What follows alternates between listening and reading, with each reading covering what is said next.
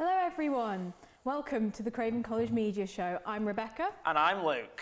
And we're going to be going on about ongoing dramas in the recent media landscape. So Luke, what ongoing drama are you going on about Today my topic is wrestling. I know it's not a favourite, everyone hates it, but I'm going to tell you why today it is good, and you better, after this session, you better go home and watch it.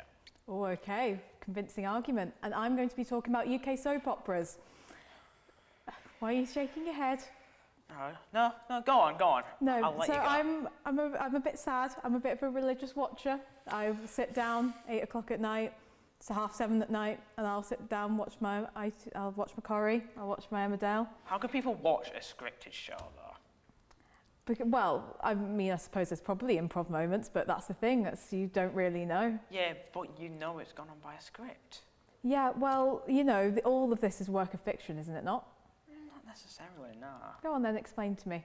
What, with wrestling? With How wrestling, is that okay. not a work of fiction? Yes, there is not necessarily a script, but a story to go by, and a lot of it is improv, especially with like your promotion. It's more acting than your like stuff with that, and then of course you got in the ring where there is spots where it's like specific places where you have to do a specific thing, but everything else is free reign. Fair enough. I mean, I suppose that's the one thing with soaps, is that they are scripted 6 weeks in advance. They aren't live. I mean, there has been a live EastEnders recently. Yeah. That was a very good episode, actually. I actually watched it. It was like, did you actually watch that? Yeah, I didn't mind it, to be honest with you. It's not my cliche, but at the end of the day, it's not too bad. At the end of the day, Martin's dead. And listen, have you not seen the petitions for a bank holiday for Martin? No, because I'm not that invested. Rather, personally, I was invested on John Cena turning heel for the first time in over 22 years. What does that mean?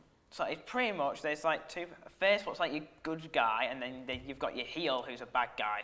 Okay. And pretty much he was like the biggest like face or good guy of the company, did like I think he's done the most Make-A-Wishes out of anyone in the entire world, because he just does so much for kids and everything. He's a great person until recently, where he's made, you know, Dwayne Johnson Rock has been in everything.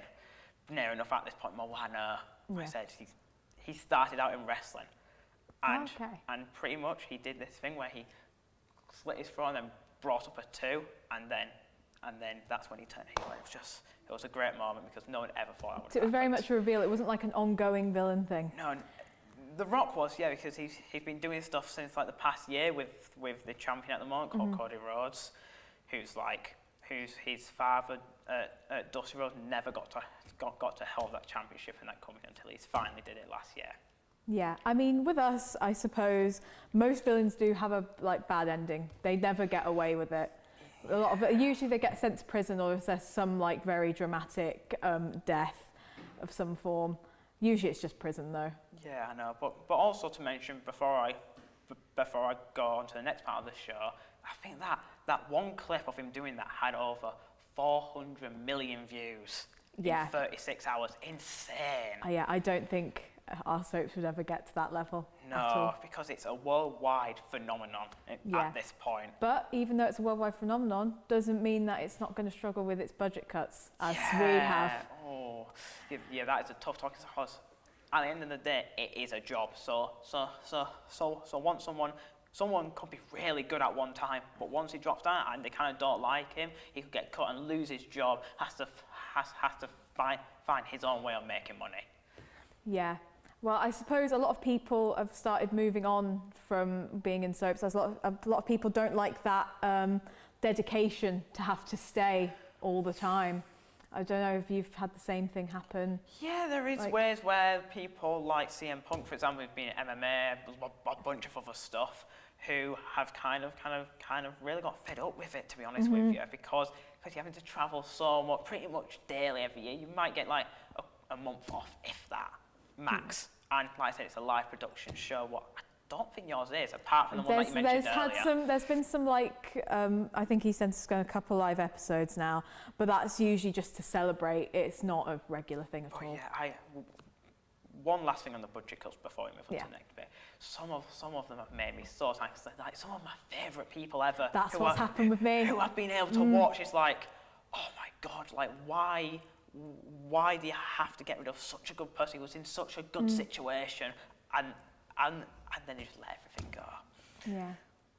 No, that is really a shame. But isn't there like a bunch of like brand warfare going on at the moment between all the different soaps I've heard? Yes, there absolutely has been. So with everyone celebrating their big anniversaries, there's been a lot of competition to try and get the best story to like be trending on like Twitter.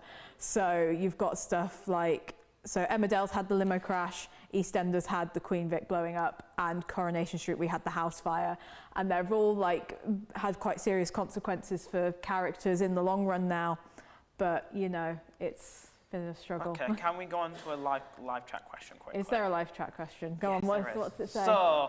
So from Simon, he says, "Who is your favourite soap character?" Just from one, or can I do?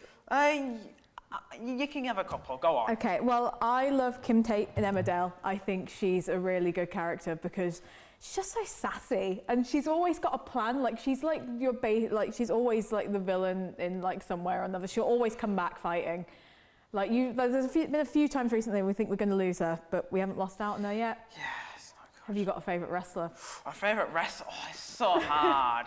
Can I pick a face and a heel, because there's two Okay. great people. So personally, for that, I would have to go with, at the moment, WWE base. I'll go with, just so everybody knows, I would have to go with the champion Cody Rhodes. He's been champion for a year, had a brilliant story, going back into another one. We don't know what's going to happen. He just didn't decide to sell his soul to another completely different thing. I know. Yeah, it's there's a very odd moments, all right? Okay. But then if I go to my heel, I think at the moment I do have to say Drew McIntyre from Scotland, so a lot more local, and he's just great. Really great. Yeah. Anyway, so, I mean, the good thing about having like different like characters, like people build like a liking to them. Oh yeah, especially with like storylines like I said with Drew McIntyre at the moment. He had one with CM Punk, when like the person I mentioned earlier, who they had to go in a massive cage because that row was that fierce. I suppose like we've lost a lot of good characters recently. I mean, you know, as 8 deaths in one like week in like UK soaps, that is a big deal. And you know, like people grow attachment to them, and I think they get like such a fan base. Like, do you think that ongoing dramas can live in this like media landscape where people just want to binge? Oh yeah, definitely. Like I said, going on with wrestling, people can binge it daily. Like for a whole rivalry or whole show, people just sit down, watch, and enjoy it. Even if it's stuff that's happened this year or stuff that happened a long time ago, like in the 90s and 2000s. You see, I think that's something we struggle with, because there's just so much like you can't really pin down one storyline because there's so much going on at once.